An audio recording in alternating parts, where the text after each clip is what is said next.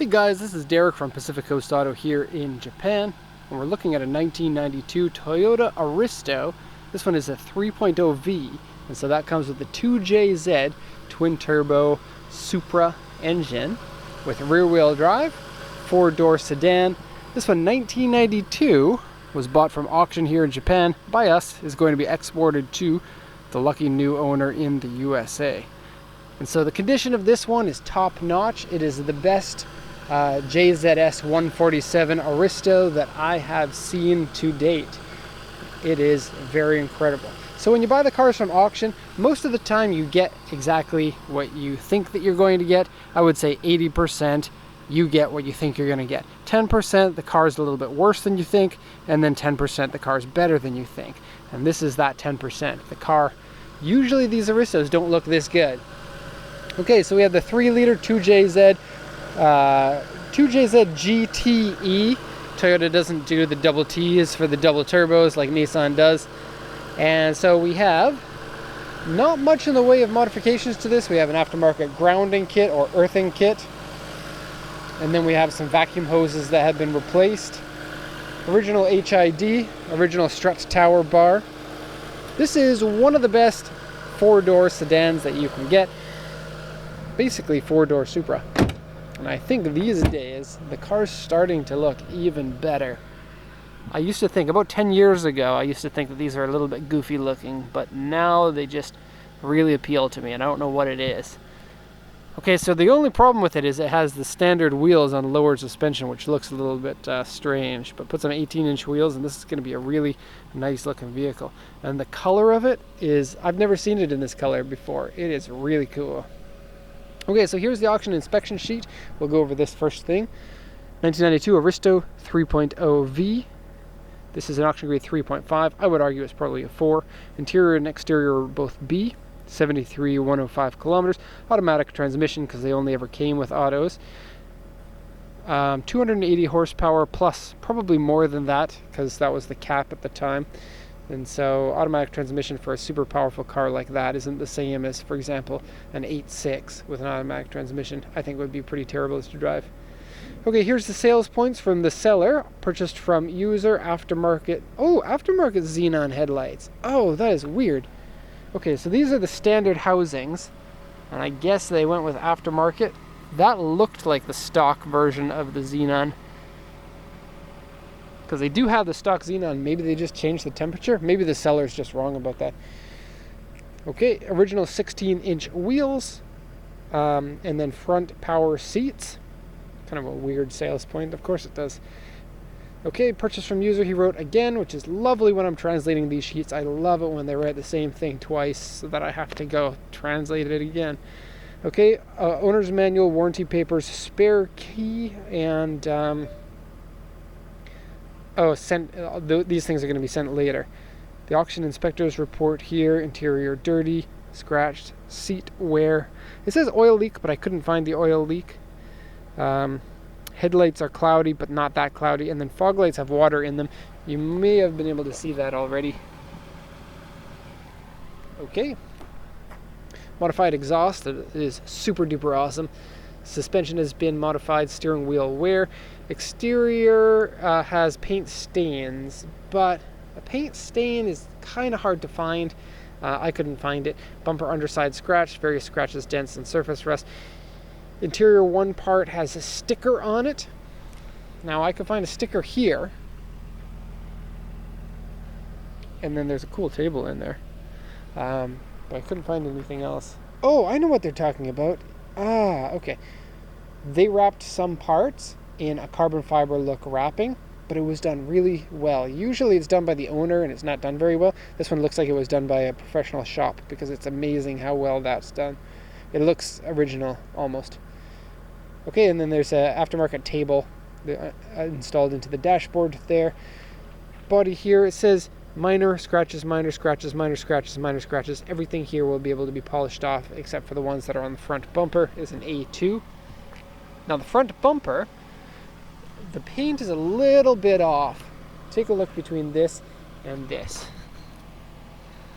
And so obviously plastic pieces are going to have paint set a little bit differently, but doesn't look like that's the original paint. Okay, so here's your A2 scratches right down there at the bottom, which you can't see from over here, right?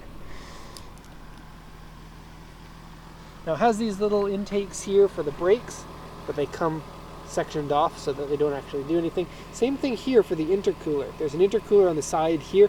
You can take those slats off so that you get more airflow to the intercooler if you want. Okay, so let's do the once around here. No dents in the body. It looks so nice. And this paint is just exquisite. It's like a purple gray metallic. I've never seen this color before. And I have to say, I quite like it. You'll find that once a vehicle is this old, getting the weird colors on them like this tend to increase the value by $1,000, $2,000 sometimes. Hide behind the tree. Yes, we get to see JDM tree in this episode. This episode almost sounds serialized. We've done several hundred of these. If only we were getting paid the same amount as people who make episodes of things. This is just kind of like a bonus. After you buy the car, you get a bonus video of your car before we export it. Okay. Hood paint is good. Nice and clear. No sunroof. And it's a pretty fast shape. Windshield and back window are slanted a lot. Visibility is amazing in this compared to modern sedans of this size. You get a nice big boot area. You can see there. And then the aftermarket exhaust. Love these cars with a big dual exhaust. They look so cool. And it looks clean and nice. A lot of times the aftermarket exhaust is maybe installed like 10 or 12 years ago and it's starting to look a little bit tarnished and bad. That looks nice. And inside the trunk are the old mufflers if you want to go back to original. Okay, so let's talk about how the car would look better with 18-inch wheels when it's low like this. You can see that it's lowered quite a bit. Okay. And over to the interior. I think the Supra obviously is a better looking vehicle. This one would maybe be better for being inside because it is more luxurious by far. Okay, so nice looking door cards, lots of speakers. You get speaker here, speaker there, one in the center of the dash, other places. Here's the wrapping bits. So you can see it looks good there, but I'm going to show you something on the dashboard that makes it look even better. I love how it doesn't have leather seats because I am not a fan of leather seats. If I have them, I'll be happy with them, but I prefer a cloth seat because I find them more comfortable, and I don't like how leather makes sounds, and I don't like how it gets too hot and too cold. Okay, so we have a bit of wear in the seat here, not much, and these are power seats, power lumbar, tilt, up, down, left, and forward and back. And so all the good stuff, none of the bad stuff. None of the bad stuff. There really aren't any power seat controls that are the bad stuff. Okay, that's normal. We have 73,187 there, and carbon wrap is on here as well as here. Now here's what I was talking about with the thing you want to pay attention to.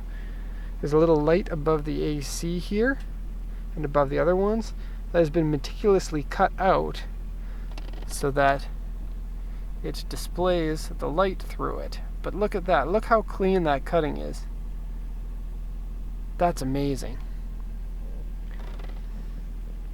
Okay, dual zone AC. Sadly, no swinging vents. Those were in the Crown of this generation, but they didn't come into the Aristo. I don't think they ever came into the Aristo. Maybe in the 161. I don't know. Stock CD player. No free CDs. Never been smoked in. And the interior smells so good. It has that Japanese car smell that everyone talks about.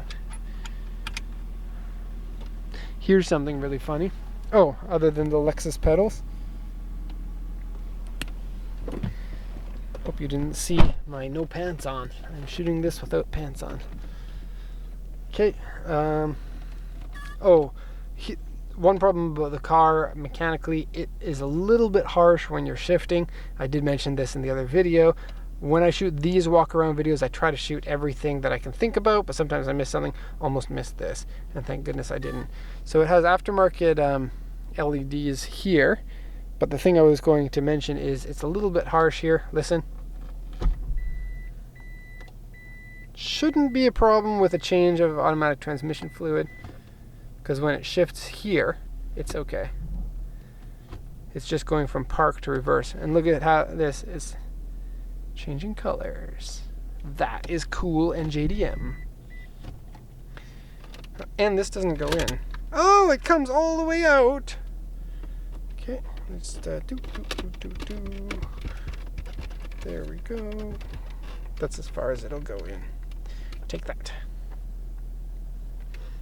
Okay, now this table is a Japanese thing. They put them on VIP cars or VIP cars, and they can fit your drinks and your cigarettes. And then supposedly it's supposed to work with the glove box underneath, but most of the time they don't work that seamlessly. This one you can't really fit your stuff in there, even though it does click, and then it clicks not into place by design.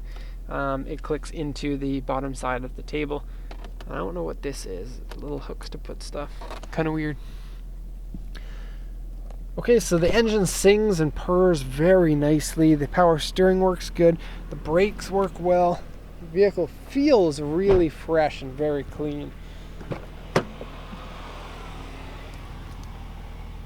Back doors, they're just regular back doors. You have vents in the back here, as well as a cigarette lighter. Aristo. Now, without a doubt, every time that we put up one of these 147s or a Soarer or a Celsior, we get people in the comment section saying, why don't you just buy the American version of the car? These ones were a GS. This was the first generation of the GS in America, but they never came with the twin-turbo Supra engine in America. They only came with the 2JZ without the turbos, which is still an okay engine, and then the 1UZ engine, which is a great a V8 4-liter, but this engine just trumps those ones big time. And so that's going to be it for the review here. Hope you enjoyed this one. If you have any questions, you can post them in the comments section, or you can check out our website. There's a link to that in the description. So thanks a lot for watching, and have a nice day.